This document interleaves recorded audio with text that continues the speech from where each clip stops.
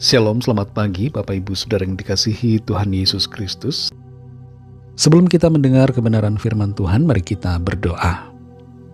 Bapa kami yang di sorga, Bapa dalam nama Tuhan Yesus Kristus, terima kasih kami mengucap syukur untuk segala berkat kemurahan-Mu. Tuhan sudah memimpin kami sampai saat ini.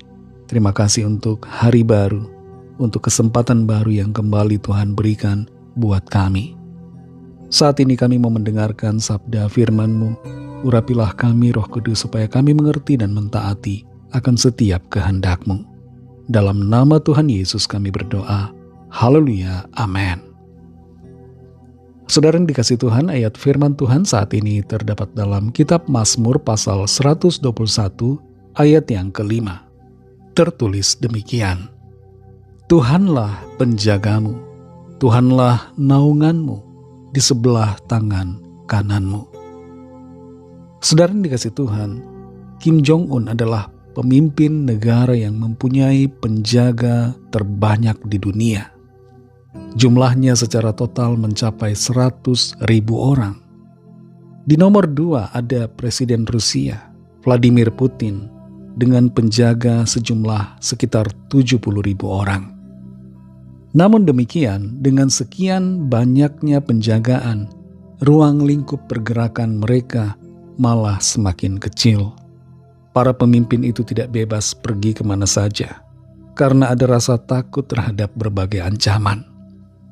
Perbedaannya dengan kita, tanpa penjagaan manusia seperti para pemimpin dunia itu, kita masih bisa dengan bebas, leluasa, makan bakso di pinggir jalan, berjalan kaki di trotoar, naik angkutan publik tanpa merasa takut dan cemas.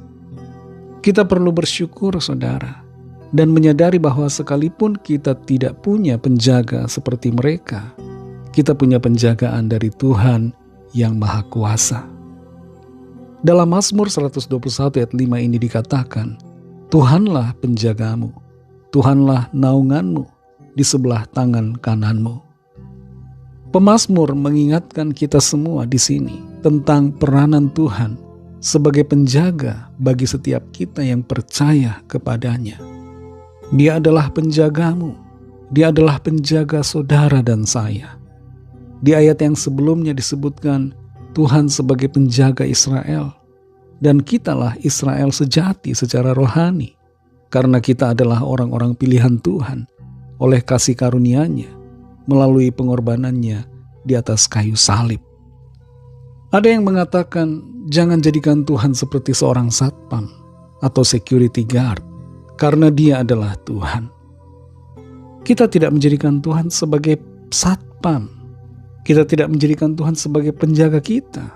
Tapi Tuhanlah yang dengan sukarela menjadikan dirinya sebagai penjaga kita. Betapa luar biasa kasih dan kebaikan Tuhan kepada kita, sehingga Dia mau menjaga kita. Seperti seorang ayah atau ibu yang baik, yang dengan rela menjagai anaknya yang masih kecil, dan tidak merasa rendah, tidak merasa tersinggung dengan tugas untuk menjaga. Tuhan pun menempatkan dirinya sebagai penjaga kita, tanpa menjadi tersinggung dengan hal itu. Betapa mulia Tuhan kita, betapa kasih-Nya begitu hebat atas kita, sehingga Dia mau menjagai kita. Dia mau menjadi penjaga saudara dan saya. Dalam ayat ini juga disebutkan Tuhan sebagai naungan kita. Apa itu naungan, saudara? Naungan berarti tempat perteduhan. Dalam konteks kehidupan masyarakat di zaman pemazmur saat itu, di mana wilayah tempat tinggal mereka mendapatkan panas yang cukup terik, mereka akan bernaung di bawah sebuah pohon atau sesuatu yang menghalangi panas matahari. Dan ibarat seperti itulah Tuhan menjadi naungan kita, tempat perteduhan kita dari segala masalah dan persoalan yang ada di dunia ini yang kita alami. Kita berteduh dalam naungan Tuhan dari segala badai dan gelombang masalah kehidupan.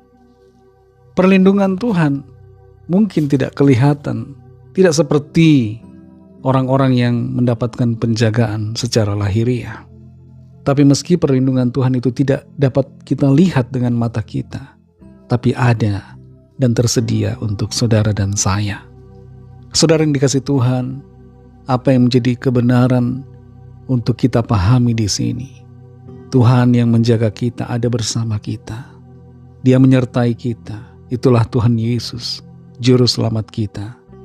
Dan karena Dia menjagai kita, jangan kita takut dan jangan kita merasa cemas dengan berbagai situasi yang ada. Tuhan menjadi tempat perlindungan bagi kita, sumber pertolongan, sumber kekuatan yang akan senantiasa memberi kita kemenangan. Mari kita berdoa. Terima kasih Tuhan Yesus, kami bersyukur untuk firman-Mu yang sudah kami dengar pada saat ini. Firman-Mu memberikan kami kekuatan, sukacita. Kami mengerti Engkau Tuhan adalah penjaga kami yang setia. Engkau tidak terlelap dan tidak tertidur. Penjagaan-Mu selalu ada atas kami. Terima kasih untuk kasih anugerah-Mu, kebaikan-Mu bagi kami. Engkau mau dan rela menjagai kami Tuhan, siang dan malam setiap saat. Engkau selalu bersama menyertai kami. Terima kasih Tuhan untuk kebenaran ini, untuk janji-Mu yang tersedia bagi setiap kami.